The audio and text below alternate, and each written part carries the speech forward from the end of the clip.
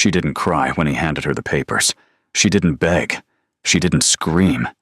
She simply looked at the man she had given 5 years of her life to, the man she had loved through danger, through distance, through every cold and ruthless version of himself. And she asked him one question. Was any of it real? Kang Tae-shin stood at the floor-to-ceiling window of their Seoul mansion, his back to her, his hands clasped behind him, like he was conducting a business meeting rather than destroying a marriage. The city glittered below like scattered diamonds. He didn't turn around. Seo-yeon is the woman I was always meant to be with. Sarah Johnson set the pen down on the marble table with a quiet click. Her hands were trembling, but her eyes were dry. She had learned long ago that crying in front of powerful men only made them feel more powerful. She would not give him that. What she didn't tell him, what she couldn't tell him in that moment, was that she had placed one hand briefly over her stomach before picking up that pen. A silent apology to the life growing inside her, a promise she made without words. She signed her name. And that night, she walked out of the mansion with 2 suitcases and a secret that would change everything. To understand how they arrived at this moment, you have to go back 6 months. Back to the evening Han Seo-yeon returned to Korea like a storm wearing silk. Tae-shin had never spoken much about her to Sarah, only pieces, a name dropped in a rare, unguarded moment, a shadow that lived somewhere in the architecture of who he was. Sarah had never pushed. She understood that powerful men carried histories they didn't share easily, and she had respected his privacy the way she had respected everything else about their complicated life together. But when Seo-yeon arrived, everything changed in ways that couldn't be ignored. It started with small things. Tae-shin began leaving rooms when his phone rang. He stopped reaching for Sarah's hand at dinner. He became quiet in the way that wasn't peaceful, the kind of quiet that fills a room with tension. Sarah asked him once, gently, "Is everything okay?" He said yes without looking at her. She knew it was a lie, but she chose to believe the word anyway, because sometimes love is also an act of faith. Then came the evening she walked into the study and found him standing very still, staring at his phone screen with an expression she had never seen on his face before. Something unguarded, something almost young. He locked the screen the moment he noticed her. "Who was that?" she asked. "Nobody important." But his eyes told a completely different story. Within weeks, Seo-yeon had become impossible to ignore. Her name appeared in conversations Tae-shin had with his lieutenants. She began attending the same private gatherings. Family members who had tolerated Sarah for 5 years, never fully accepting her, never letting her forget she was an outsider, a black woman from Nigeria, who had no business occupying the seat beside one of Korea's most feared men. Those same family members suddenly became warm and animated again, alive with purpose. They saw in Seo-yeon's return an opportunity they had been waiting for. His mother called Sarah into the sitting room one afternoon. She sat with perfect posture, tea untouched in front of her, and she said without cruelty, but with devastating precision, "You were never what he needed. You were what he settled for during a difficult time. Seo-yeon is his equal, his match. Let him go gracefully, and we will take care of you financially." Sarah sat across from the woman and held her gaze until the woman looked away first. She left that room without accepting the money and without showing a single crack. But alone in the corridor, she pressed her back against the wall and closed her eyes. She allowed herself 30 seconds of feeling everything, the humiliation, the grief, the rage. Then she straightened up and walked back into her life. When she confronted Tae-shin that evening, she wasn't aggressive. She laid everything on the table like a woman who had earned the right to the truth. "Tell me what's happening. Tell me honestly." He looked at her for a long moment, and for a brief second, she saw something flicker behind his eyes. Something that looked almost like guilt. Almost like the man who had once held her face in his hands and told her she was the most real thing in his life. Then it was gone. "My feelings have changed," he said. "That's not an answer. It's all I have. Tae-shin." Her voice broke slightly on his name, just slightly. 5 years. I have stood beside you through things that would have destroyed other people. I have kept your secrets. I have protected your family's interests. I have loved you in every language I know. And you're telling me your feelings just changed? He walked to the window. That window, always that window. And he said nothing. She asked him to fight for them. She asked him directly, without shame, because she believed that love was worth fighting for, even when it was inconvenient. She told him she knew marriages went through seasons. She told him she was willing to do the work. He said, "The decision is already made." That was the night something in Sarah hardened, not into bitterness, into something stronger than that, into the kind of clarity that only comes when you finally accept that someone has shown you exactly who they are. The weeks that followed were a coordinated campaign of pressure. Lawyers appeared. Documents were prepared. Business associates, who owed Tae-shin favors, began reaching out to Sarah with subtle warnings dressed as advice. She was told that resisting would be complicated, that cooperation would be rewarded, that she was a smart woman who surely understood when a situation was finished. And on the last night, Tae-shin came to their room, the room they no longer shared, and he stood in the doorway and said, "You'll sign tonight, Sarah." Not a question, a command.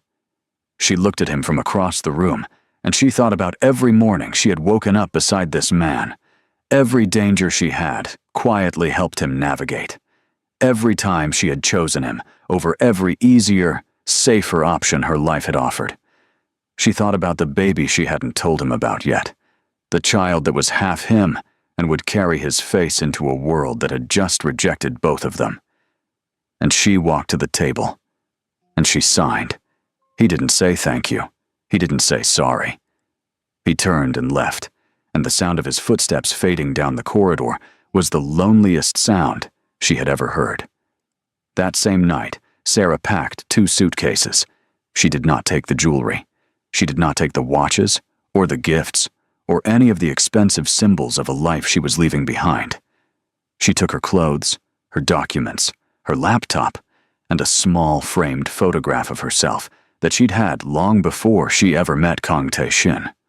A reminder of who she was before him. She was going home. Lagos received her the way it always did, loudly, colorfully, relentlessly, without sympathy and without judgment. She rented a small apartment in Lekki with money she had quietly saved over years, a private discipline she had maintained without ever explaining it to Tae-shin. She had always understood, in some unspoken corner of her mind, that a woman needed resources that belonged only to her. 3 weeks after she returned home, a pregnancy test confirmed what she already knew. She sat on the bathroom floor for a very long time. She thought about calling him. She genuinely considered it. She even picked up her phone twice. But then she remembered his face at the window, his back to her, his voice delivering her erasure with the same tone he used to discuss quarterly earnings. She put the phone down. She would do this alone. And she did. The first year was the hardest thing she had ever survived. She was exhausted in ways she hadn't known were possible, running on infant-interrupted sleep and sheer refusal to fail. There were nights after Jaden finally closed his eyes that Sarah sat on the kitchen floor and let herself cry properly. Deep, ugly, honest crying that she never allowed herself during daylight hours. She cried for the marriage, for the version of Tae-shin she had loved, for the life her son deserved and wasn't getting. Then she washed her face, went to bed, and woke up the next morning and kept moving. Because moving was the only option. She used what she knew. 5 years inside Tae-shin's world had taught her how international logistics operated. The suppliers, the freight patterns, the gaps in the market that larger companies were too comfortable to notice. She secured a small business loan, leveraged a contact she had cultivated independently, and launched a modest logistics company with one truck and an office barely large enough to hold a desk. She worked 17-hour days. She negotiated contracts with a baby on her back. She learned the language of shipping and trade and cross-border commerce through late-night studying while Jaden slept. She built relationships. She delivered on promises. She refused every shortcut that would compromise her reputation. 1 truck became 5. 5 became 20. 20 became a fleet that stretched across Nigeria, then Ghana, then Kenya, then Singapore, then back to the continent again in a closed loop of commerce that she had designed from nothing. Within 4 years, Sarah Johnson was not a story of survival. She was a story of domination. Her company, Apex Continental Logistics, employed over 800 people across 6 countries. She had been profiled in 3 major business publications. She had spoken at conferences from Accra to Dubai. She had turned down acquisition offers from companies twice her size because she understood, with absolute certainty, what she had built and what it was worth. She was 34 years old, and she was extraordinary. And Jaden, bright, curious, fearless Jaden with his mother's laugh and his father's eyes, was the greatest thing she had ever made. Meanwhile, in Seoul, Tae Shin was discovering the particular misery of getting everything you thought you wanted. He married Seo Yeon 3 months after the divorce. The wedding was lavish. His family was ecstatic. The photographs were beautiful. And within 6 months, the performance had completely collapsed into reality. Seo Yeon was not the woman he had constructed in his memory during all the years they had been apart. The Seo Yeon he had romanticized was a feeling, youth, first love, the ache of something unfinished. The actual Seo Yeon was a person with appetites and ambitions that had nothing to do with him and everything to do with what his name and money could provide. She redecorated the mansion immediately, erased every trace of the tasteful, warm environment Sarah had created, and replaced it with something that looked like a luxury hotel. Cold, expensive, impressive to visitors, uncomfortable to live in. She spent extravagantly and unapologetically. She used his connections for her own social climbing without consulting him. She was charming in public and cutting in private, and she understood exactly how to make him feel like the problem whenever he raised a concern. Arguments became routine. Then they became vicious. Tae Shin would lie awake at night in the king-sized bed in the center of the redecorated mansion and find himself doing something he had never permitted himself before. He found himself thinking about Sarah, not with guilt at first, just with a strange, uncomfortable clarity, remembering how the house had felt when she was in it, how meals had tasted, how she had made him laugh without effort, challenged him without fear, and loved him without conditions, even when he had given her very little reason to. He had taken all of that and treated it like it was ordinary, like it was something he deserved without having to protect it. He had traded something real for something beautiful, and now he was living inside that mistake. He stayed. His pride refused to let him leave. The man who had orchestrated the destruction of his marriage couldn't immediately turn around and admit it was an error. So he endured. He managed. He contained himself the way he contained all difficult things, with control and silence and the cold discipline that had made him a feared man. But the loneliness was constant. The Singapore International Trade Summit was not the kind of event Tae Shin normally attended personally, but an important deal required his presence, and so he was there, seated near the front, as the keynote speaker's name appeared on the enormous screen behind the stage. Sarah Johnson, founder and CEO, Apex Continental Logistics. He went very still. The applause began before she appeared, which told him everything about what she had become. And then she walked out onto the stage, and the entire auditorium stood, and Tae Shin's chest did something he didn't have words for. She wore a deep green dress that commanded the room without trying, Her hair was natural and full, and she walked to the podium with the kind of confidence that is not performed, the kind that is built, painfully, over years of refusing to break. She spoke about supply chain innovation and Pan-African trade corridors and the future of logistics on the continent, and she did it with such precise authority that people around Tai Shin were leaning forward in their seats, not wanting to miss a word. He could not look away from her. When the presentation ended and the applause swelled again, he was still sitting, while everyone else rose to their feet a second time. He wasn't applauding. He was simply staring at the woman he had discarded like a business liability and watching her receive the respect of an entire industry. Then, after Sarah stepped off the stage and moved through the crowd of admirers, a small boy broke free from the care of a nearby attendant and sprinted toward her. "Mama!" She turned, and her entire face changed. She dropped to her knees right there in the middle of the crowd, and she caught him and held him like he was the most important thing in any room she had ever stood in. Tai Shin's vision narrowed.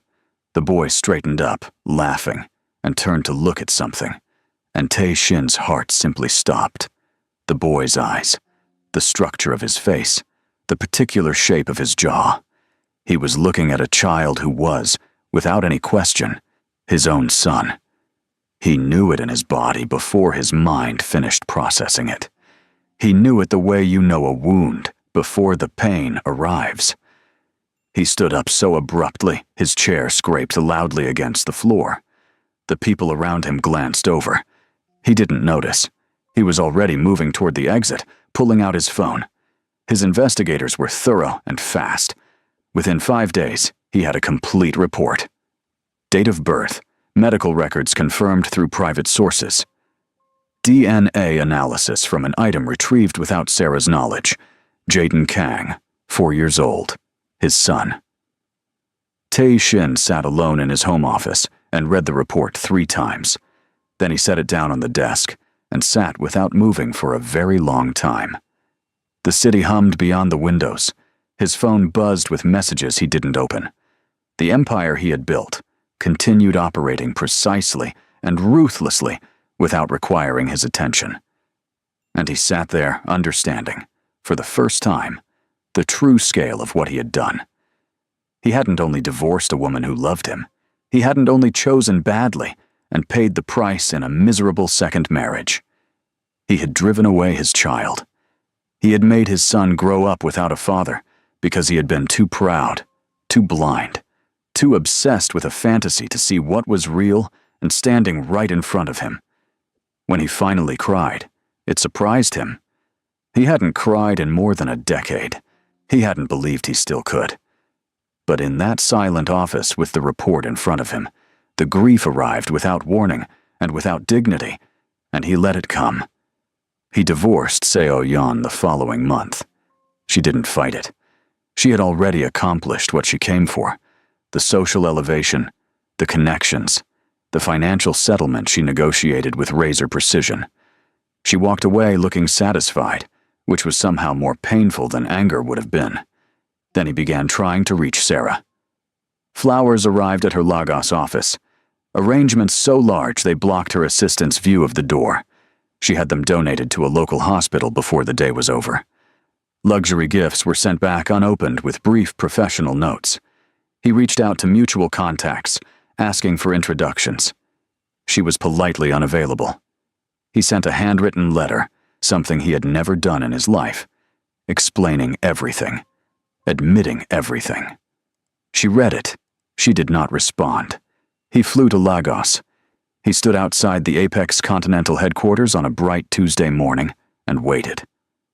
When Sarah finally emerged, surrounded by her team, she saw him immediately and stopped. Her expression was unreadable. Her team watched, uncertain, feeling the weight of something they didn't fully understand. Tai Shin stepped forward. He had planned a speech. He had rehearsed it on the plane. But standing in front of her now, in front of the building she had built from nothing, with the memory of her voice commanding that Singapore auditorium still fresh in his mind, everything he had prepared felt inadequate. He went to his knees. The feared head of the Kang organization, a man whose name made dangerous people careful, knelt on a Lagos pavement while her employees watched in stunned silence. "Please forgive me," he said. "Not for my sake. Just, please." Sarah looked at him for a long moment. A complex storm moved across her face, something between old pain and hard-won peace. She told her team to go inside. They hesitated. She gave them a look. They went. She stood before him and said, "Get up, Taishin." He stood. He was looking at her directly now, making no attempt to hide how wrecked he was. "When I begged you to save our marriage," she said quietly, "you stood at that window and told me your decision was already made. I was carrying your son, and you looked right through me like I wasn't there. I know. You let your family humiliate me. You let people who never respected me celebrate when I was gone. You chose a fantasy over a real woman who loved you completely. I know. You said Seo Yan was the woman you were always meant to be with." Her voice didn't waver. "Do you remember those exact words? Because I do. I remember." His voice was barely above a whisper. "I remember everything, and I have to live with that." She looked at him for another long moment. Then she said, "I have a meeting in 8 minutes," and she walked back inside. It was the attack that shifted everything, not because it made Sarah forgive him romantically, but because it showed her something true. A rival organization, old enemies of the Kang family who had been watching Tae Shin's weakened position, learned about Jaden through their networks. Sarah and her son became leverage. The threat was real, and it arrived fast. A calculated move designed to draw Tae Shin out. It worked, but not in the way they expected. When the moment came, Tae Shin put his body between the threat and his son, without hesitation. There was no calculation in it, no strategy. He moved the way a parent moves, pure and instinctive, and completely without self-preservation. He took serious injuries. 2 of his ribs cracked. He lost a significant amount of blood. He was in surgery for 4 hours. But Jaden was untouched. Sarah sat in the hospital corridor with her son asleep across her lap and thought about what she had just watched. She had seen Kang Tae Shin negotiate his way through every impossible situation for 5 years. She had seen him operate with cold calculation in circumstances that would shatter ordinary men. She had never seen him act without thinking. Not once. Until tonight. Tonight, he had simply loved his son. She went into his room 3 days later. He was pale against the hospital bed, which was strange to see. Tae Shin had always seemed like someone whom physical circumstances didn't touch. She sat down in the chair beside him, and they were quiet together for a moment. Jaden stood near the bed, looking at this man he didn't yet know how to name. Then, with the uncomplicated bravery of children, he reached over and patted Tae Shin's hand twice. Tae Shin looked at his son and didn't speak. He didn't need to. The expression on his face said everything he would never be eloquent enough to say out loud. "He wants to know why you got hurt," Sarah said. "Because he's mine," Tae Shin said simply. "And mine are protected, even when I don't deserve them." She sat with that for a moment. "I forgive you," she said finally. Not softly, not with warmth, but with the steady authority of a woman who had made a deliberate decision. "Not because what you did was okay, not because I want to go back, but because I am done carrying the weight of what you chose. It doesn't belong to me anymore." Tae Shin looked at her with tears his pride could no longer prevent. "I don't expect anything from that." "Good," she said, "because forgiveness isn't a doorway back. It's just me putting something down that was too heavy." He nodded once.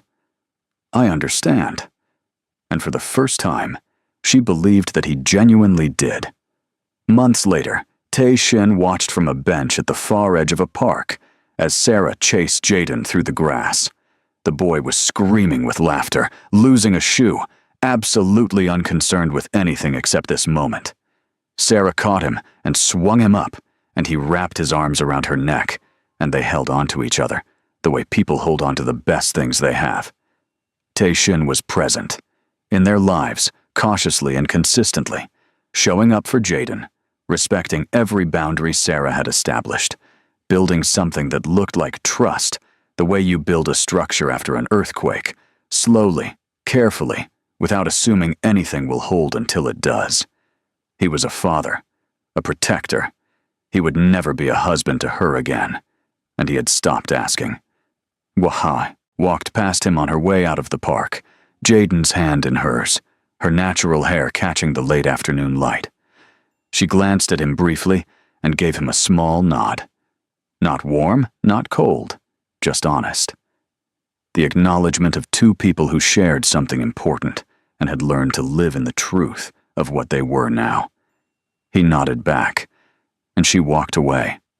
Successful, powerful, whole, free. Tae-shin sat on that bench long after they disappeared, and he did not feel sorry for himself. He had spent enough time on that. Instead, he thought about cost, how every significant choice in a life carries one, and how the real tragedy is not always losing something, but realizing too late what you had when you had it. He had chosen the wrong woman.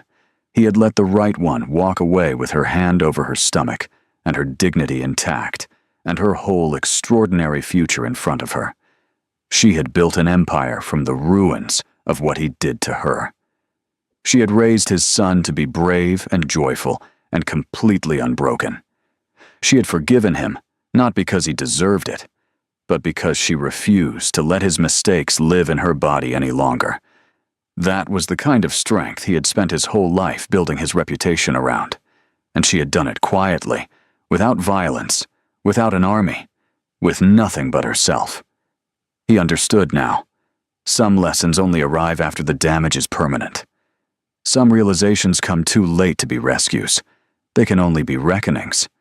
And a man who has been given a reckoning has only one honorable thing left to do. Become someone worthy of the son who had already forgiven him with a small, simple pat of the hand. He stood up from the bench. He straightened his jacket. He walked toward his car and toward whatever kind of man he was still capable of becoming. The story of Kang Tae-shin did not end with redemption. It ended with responsibility, which perhaps is what redemption actually looks like. If this story moved you, hit that like button and share it with someone who needs to hear it. Subscribe so you never miss a story like this one. New episodes drop every week. And drop a comment below. Do you think Sarah made the right call, or should she have walked away completely? Let's talk about it.